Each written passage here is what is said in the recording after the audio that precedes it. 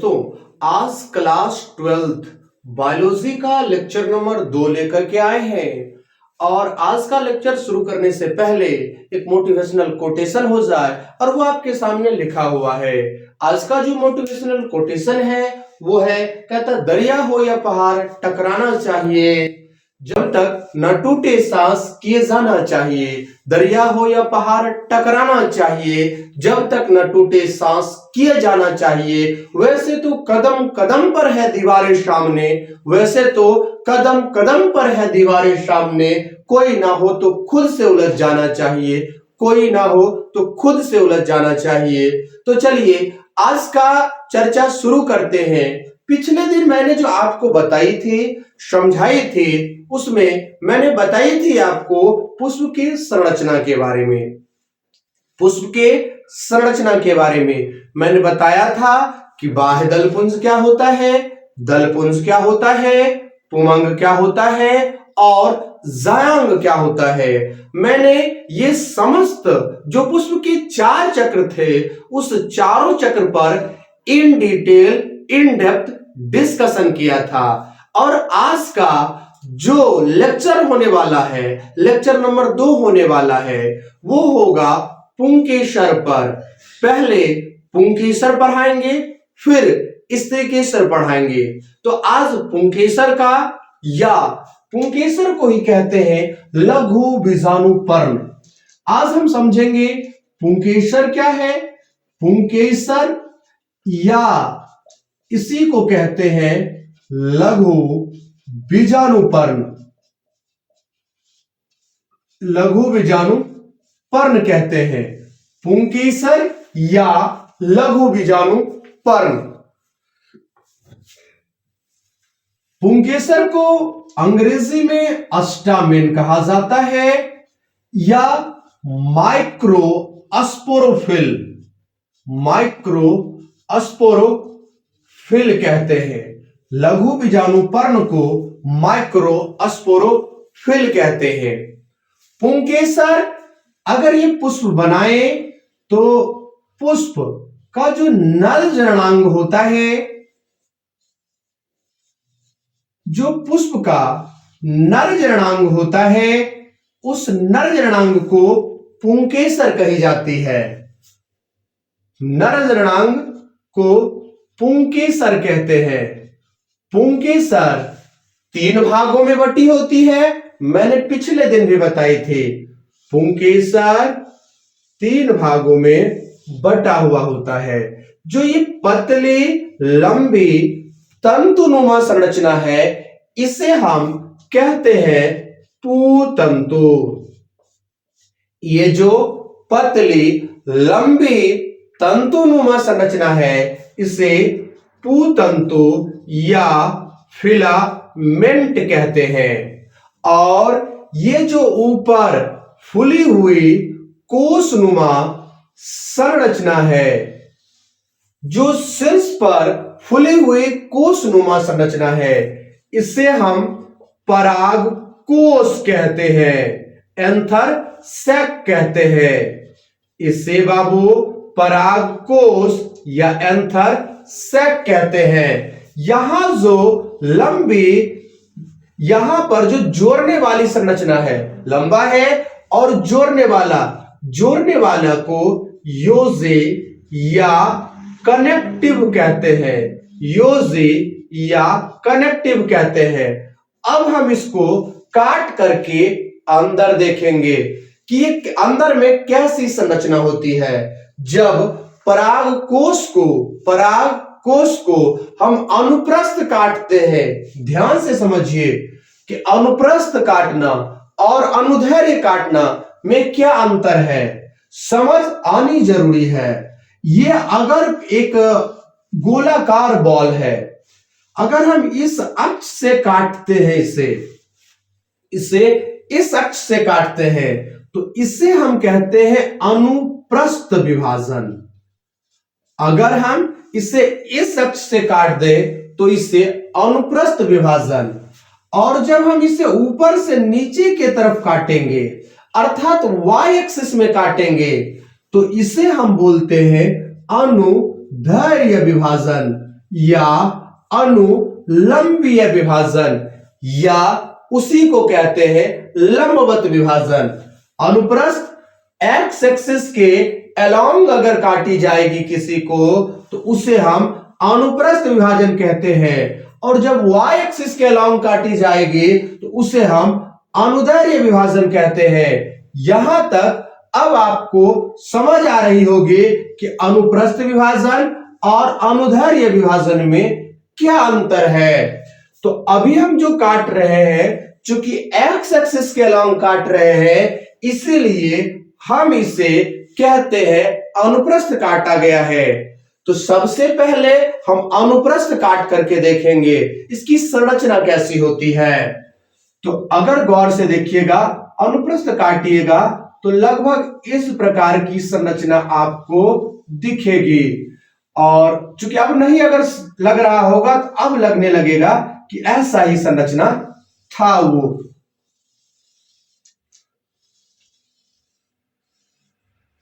इस प्रकार की संरचना, इसको काटने पर यहां देखिए, अगर मान लीजिए ये पूरा पूरा कमरा है, पूरा पूरा कमरा है, एक अगर कोई घर होता है उसमें कमरा होता है, तो ये जो पराग कोष है, तो पराग कोष में जो दो गो, पराग कोष को एक घर मानिए, पराग कोष को एक घर मानिए, और घर में कमरा होता है, घर में कमरा होता है। अभी के समय में कमरा और कैमरा दोनों में फर्क समझ आनी चाहिए। घर में कमरा होता है, वैसे ही पराग कोष को देखिएगा तो पराग कोष को घर मानिए, और यहां पर जो दिख रहा है आपको ये दोनों तरफ फूली हुई संरचना, इसे कमरा मानिए। तो घर के संदर्भ में तो हम कमरा बोल देते हैं, लेकिन यहां पर हम बोलते हैं पाली।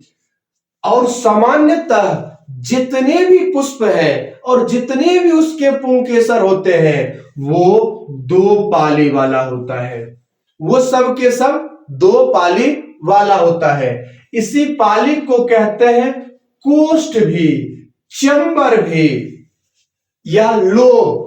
इसे लोब बोलिए या चंबर बोलिए, इसे लोब बोलिए या चंबर बोलिए। चूंकि सामान्यतः दो पाली वाली या दो कोष्ठ वाली संरचना होती है, इसीलिए इसे द्विपालित या द्विकोष्ठीय संरचना कहते हैं। इसीलिए इसे बाइलोब्ड, द्विपालित या द्विकोष्ठीय संरचना कहते हैं। इसी को बोला जाता है बाबू बाइलोब्ड स्ट्रक्चर, इसी को कहते हैं बाइलोब्ड स्ट्रक्चर। तो परागकोश कैसी संरचना है? परागकोश बाइलोब्ड स्ट्रक्चर है, द्विपालित संरचना है। अगर अब कमरा में आइएगा, एक घर के कमरा को ऑब्जर्व कीजिएगा, तो सभी घर में क्या होता है, जितने भी कमरा है सभी कमरा में कोना होता है। उसी प्रकार यहां पर जो पाली है, सभी पाली में जितने भी पाली है, एक घर में, घर के एक कमरा में 4 कोना होता है, घर के एक कमरा में 4 कोना होता है। लेकिन यहां क्या याद रखना है, यहां पर याद रखना है आपको कि परागकोश के पाली में मात्र 2 कमरा होता है। परागकोश के पाली में, एक पाली में 2 कमरा, एक पाली में 2 कमरा, एक पाली में 2 कमरा, तो टोटल पाली कितना, 2, दोनों मिलाकर के 4। और ये जो आपको यहां पर जो कोना दिख रहा है, इस कोना को बोलते हैं माइक्रोस्पोरेंजियम। कहोगे सर हिंदी में क्या कहते हैं? लघु बीजाणुधानी, लघु बीजाणुधानी कहते हैं, माइक्रोस्पोरेंजियम कहते हैं। तो परागकोश द्विपाली और 2 पाली, एक पाली में 2 लघु बीजाणुधानी, अर्थात कितने टोटल, एक परागकोश में 4 लघु बीजाणुधानी, एक पाली में और 2 अन्य दूसरा पाली में, अर्थात पाली कितना 2, लघु बीजाणुधानी कितना 4। एक परागकोश में 2 पाली और 4 लघु बीजाणुधानी, 2 पाली और 4। अपवाद याद रखिएगा, अपवाद मैंने पिछले दिन भी बताई थी। गुड़हल, बहुत जगह इसी को अड़हुल भी बोला जाता है, हिबिस्कस फ्लावर बोलते हैं इससे, इसको बाबू बोलते हैं हिबिस्कस फ्लावर। और इस हिबिस्कस फ्लावर की क्या सिग्निफिकेंस है, विशेषता है कि इसके परागकोश केवल एक पाली वाले होते हैं, इसमें 2 पाली नहीं होती है, एक चैम्बर होते हैं। और जब एक चैम्बर होगा तो कितने लघु बीजाणुधानी होंगे, मात्र 2 लघु बीजाणुधानी होंगे। आशा करते हैं यहां तक आपको समझ आ गया हो। चलिए कुछ और बात समझा दें, तो इसी चीज को हम यहां पर थोड़ा सा ड्रॉ करते हैं।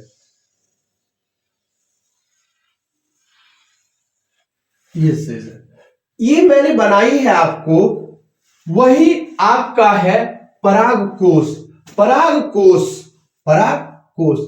परागकोश का जो लघु बीजाणुधानी है, लघु बीजाणुधानी, थोड़ा सा इसकी संरचना हम ऑब्जर्व करवा देते हैं। थोड़ा सा इसका संरचना, ये जो आपको दिखा है इसे बोलते हैं एपिडर्मिस, बाह्य त्वचा। यहीं पर दूसरा स्तर भी होता है, दूसरा स्तर भी होता है, तीसरा स्तर भी होता है, चौथा स्तर भी होता है। उसके बाद कुछ बीजाणु जनन उत्तक होते हैं। यहां पर भी तीसरा स्तर होता है, चौथा होता है, बीजाणु जनन उत्तक होते हैं। तीसरा स्तर होता है, चौथा स्तर होता है, बीजाणु जनन उत्तक होते हैं। तीसरा स्तर होता है, चौथा स्तर होता है, बीजाणु जनन उत्तक होते हैं। यहां तक अब आपको समझ आई होगी। मैंने अभी अब लघु बीजाणुधानी को थोड़ा और, चले अब इसको जूम करते हैं। जैसे आप अपने फोन के कैमरा से कोई फोटो खींचते हैं और कोई अगर अच्छा लग गया, किसी पार्ट को आप जूम करके देखते हैं। एक सॉन्ग भी है कि फोटो जरा जूम करके देखा जाए, तो जूम, तो ये जो संरचना है आपका लघु बीजाणुधानी का, इसी को हम जूम करेंगे और जूम करके बताएंगे इसमें होता क्या क्या है। क्या बोले बाबू कि हम जूम करके बताएंगे आपको इसमें होता क्या क्या है। तो ये जो आपका लघु बीजाणुधानी है, ये 4 स्तरों से आस्तरित है, 4 स्तरों से। सबसे जो बाहरी स्तर है, यह सुरक्षा देने का काम करता है परागकोश को, जो इसमें परागकण बनते हैं उसे। और ये जो बाहरी स्तर है बाबू, देवियों और सज्जनों, इस बाहरी स्तर को हम कहते हैं, इस बाहरी स्तर को हम एपिडर्मिस या बाह्य त्वचा कहते हैं। एपिडर्मिस या बाह्य त्वचा कहते हैं, इसी को एपिडर्मिस कहते हैं। अगर क्लास 12th बायोलॉजी पुराना वाला चैप्टर नंबर 2 पलटते हैं और नया वाला चैप्टर नंबर 1 पलटते हैं, वहां पर अंतः त्वचा दे रखा है, जो कि गलत है। अंतः त्वचा नहीं होनी चाहिए, क्या होना चाहिए, बाह्य त्वचा। वहां पर मिस प्रिंटिंग है, ऐसा नहीं कि किसी ने गलत लिख दिया, वो प्रिंटिंग मिस्टेक है। तो क्या चीज वहां पर, अगर आप एनसीईआरटी रखे हैं तो जो अंतः त्वचा लिखा है उसको काट करके बाह्य त्वचा कर लीजिएगा। इसके जस्ट नीचे एक और स्तर होता है, एक और स्तर होता है, जिस आंतरिक स्तर को अब कहते हैं अंतःस्थीसियम, अंतःस्थीसियम, एंडोथीसियम, अंतःस्थीसियम। एंडोथीसियम बोलते हैं इसे। तीसरा जो स्तर है बाबू, इस तीसरा स्तर को हम कहते हैं मध्य स्तर।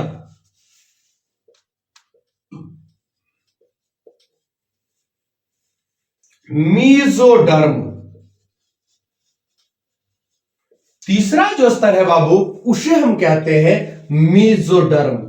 और चौथा और आखिरी जो स्तर होता है और सबसे महत्वपूर्ण स्तर में से एक है, तो इसे हम कहते हैं चौथा स्तर को टेपिटम। चौथा स्तर को टेपिटम बोला जाता है, टेपिटम कहा जाता है। तो बताइए बाबू, कितने स्तर हुए किसका? लघु बीजाणुधानी का, माइक्रोस्पोरेंजियम का। माइक्रोस्पोरेंजियम का 4 स्तर है। सबसे बाहरी स्तर को बाह्य त्वचा, उसके नीचे वाले को अंतःस्थीसियम, और तीसरे परत को मध्य स्तर, और चौथे परत को टेपिटम कहते हैं। और इसमें बहुत सारे बीजाणु जनन उत्तक होते हैं। इसमें बहुत सारे क्या होते हैं बाबू रे? बीजाणु जनन उत्तक। इसे बोलते हैं बीजाणु जनन उत्तक। बीजाणु जनन उत्तक, इसको कहते हैं हम बीजाणु जनन उत्तक। तो मैंने अभी तक क्या पढ़ाई आपको? पुंकेसर या लघु बीजाणु पर्ण। पुंकेसर या लघु बीजाणु पर्ण जो होता है वह पुष्प का नरजनांग है, जिसमें नर युग्मकोद्भिद पराग कण का निर्माण होता है। सामान्यतः जो आपका पुंकेसर होता है वो 3 भागों से मिलकर बनी होती है। एक लंबी तंतुनुमा संरचना को हम कहते हैं पुतंतु, और ऊपर जो थैलीनुमा संरचना है शीर्ष पर, इसे कहते हैं परागकोश। इसे कहते हैं परागकोश। और इस परागकोश और पुतंतु को जोड़ने वाला जो संरचना है उसे योजी कहते हैं, कनेक्टिव कहते हैं। उसे योजी या कनेक्टिव कहते हैं। आशा करते हैं यहां तक समझ आया होगा। उसके बाद परागकोश सामान्यतः 2 पाली वाला संरचना होता है, 2 पाली वाला संरचना। अपवाद गुड़हल, हिबिस्कस फ्लावर, उसमें केवल एक ही क्या होता है? तो पाली होती है। और प्रत्येक पाली में 2 लघु बीजाणुधानी होते हैं। प्रत्येक पाली में 2 लघु बीजाणुधानी होते हैं। एक लघु बीजाणुधानी और दूसरा, एक इधर और एक इधर, एक यहां एक यहां। अर्थात एक जो द्विपालित संरचना होगा उसमें 4 लघु बीजाणुधानी, और जो संरचना होगा उसमें 2 लघु बीजाणुधानी होता है। लघु बीजाणुधानी में लघु बीजाणु का निर्माण होता है, अर्थात परागकण का निर्माण होता है। ये जो लघु बीजाणुधानी है ये 4 स्तरों से आस्तरित होता है। सबसे बाहरी स्तर को बाह्य त्वचा, बाह्य त्वचा के नीचे वाले को अंतःस्थीसियम, अंतःस्थीसियम के नीचे वाले को मध्य स्तर, और सबसे नीचे वाले को हम कहते हैं टेपिटम। टेपिटम के नीचे लघु बीजाणु उत्तक होता है, जिससे लघु बीजाणु का निर्माण होता है। तो इतना चीज मैंने बताई। और अगला जो लेक्चर आएगा, लेक्चर नंबर 3, उसमें जो चर्चा करेंगे लघु बीजाणु जनन पर, लघु बीजाणु जनन। और ये जो 4 स्तर देखे हैं, इस 4 स्तर का विकास कैसे होता है, तो अगला जो लेक्चर आने वाला है, लेक्चर नंबर 3, लेक्चर नंबर 3 में जो हम चर्चा करेंगे किन किन बातों पर, तो लघु बीजाणुधानी का परिवर्धन, डेवलपमेंट ऑफ माइक्रोस्पोरेंजियम, एंड उसके बाद पढ़ाएंगे आपको लघु बीजाणु जनन माइक्रोस्पोरोजेनेसिस। ये 2 टॉपिक अगले दिन का होगा। तो आज के एपिसोड को यहीं लॉक करते हैं। मिलते हैं आपसे अगले एपिसोड में। तब तक के लिए हंसते रहिए, मुस्कुराते रहिए और पढ़ते रहिए बायोलॉजी एम महाराज के साथ।